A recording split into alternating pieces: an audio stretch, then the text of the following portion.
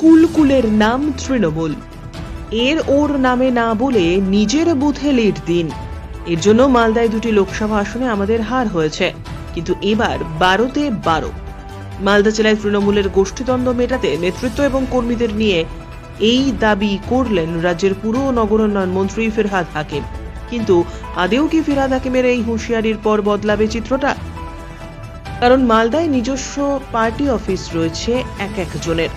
জেলা সভাপতি আব্দুর রহিম বক্সি মালদা শহরের রথবাড়ি এলাকায় পার্টি অফিস তার। যদিও এটি জেলা তৃণমূল কংগ্রেসের পার্টি অফিস। পায়ে হেঁটে 5 মিনিট গেলেই রাজ্যসভা তৃণমূল সাংসদ মৌসুম বেনজির নূরের পার্টি অফিস। একই রাস্তায় আরও 10 মিনিট পায়ে হেঁটে গেলে মিলবে জেলা তৃণমূল কংগ্রেসের সহসভাপতি বাবলা সরকারের পার্টি অফিস।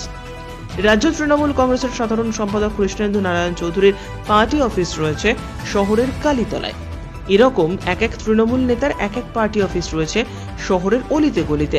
তাহলে কিভাবে মন্ত্রী ফিরহাদ হাকিমের এই দাবি কাজে লাগাবেন তৃণমূল নেতৃত্বরা? জেলা সভাপতি আব্দুর রহিম বক্সির সাফাই, লোকসভাতে আমরা হেরেছি, কিন্তু এবার 12তে 12। দাদা বলে গেলেন ঐক্যবদ্ধভাবে কাজ করতে।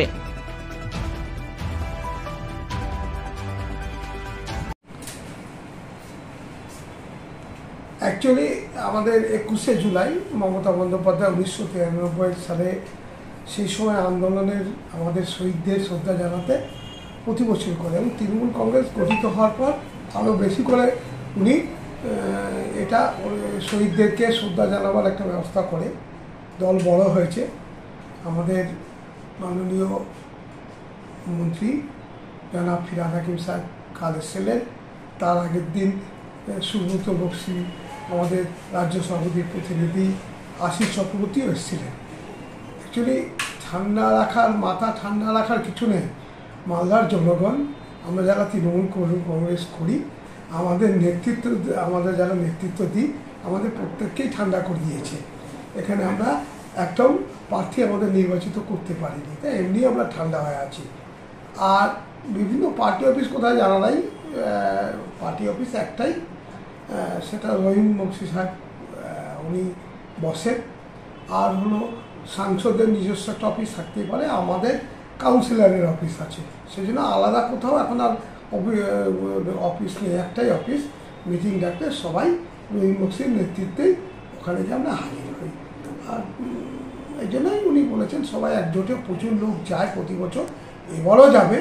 কিন্তু ঠিক আছে, আমরা মাথা নিচু করে এবার 21শে জুলাই পালন করব, কারণ মালদাবাসীকে আমরা মন জয় করতে পারিনি। আমরা যারা তৃণমূল কংগ্রেস করি, আমরা ডাহা ফেল করেছি। সারা বাংলার মানুষ যেখানে ভারতীয় জনতা পার্টি বা কংগ্রেসকে নিশ্চিত করে দিয়েছে, সেখানে মালদাতে ভারতীয় জনতা পার্টি কংগ্রেস প্রতিষ্ঠিত হয়েছে তৃণমূলকে পরাজিত করে। এটা খুব ক্ষোভের, দুঃখের। সেজন্যই আমরা নাগরিকদের কাছে আবার যাব, আবার আবেদন করব। এটাই উনি বলে গেছেন যে মানুষের কাছে গিয়ে আমাদের ভুলভ্রান্তি শুধরে নিয়ে যেন আগামীতে তৃণমূল কংগ্রেসের পক্ষে থাকে। মমতা বন্দ্যোপাধ্যায় এবং অভিষেক বন্দ্যোপাধ্যায়ের নেতৃত্বের প্রতি যেন বিশ্বাস থাকে, সেই জন্যই বলছে মালদা মাথা ঠান্ডা রেখে সব নেতৃত্বরাই আবার জোর কদমে কাজে রেখে পড়ুক। বিষয়টি হচ্ছে, আমরা বহু বছর ধরে দেখছি মাননীয় মুখ্যমন্ত্রী যখনই মালদায় আসেন তখন জেলার তৃণমূলের গোষ্ঠীদ্বন্দ্ব নিয়ে তিনি বলেন, কিন্তু সেইটা এখনো পর্যন্ত তৃণমূলের গোষ্ঠীদ্বন্দ্বটা থেকেই গেছে। এবং গতকাল ফিরহাদ হাকিম এসেছিলেন, তিনিও বলেছেন। আমার যেটা ধারণা, এরা বলে যাবে, গোষ্ঠীদ্বন্দ্ব মালদায় চলবে এবং বিভিন্ন নেতার বিভিন্ন অফিস সেগুলো চলবে। এটা নিয়ে ভাবার কিছু নেই। আমাদের একটা জিনিস করতে হবে, আমরা যে যার নিজের বুথটাকে শুধু দায়িত্ব নেই।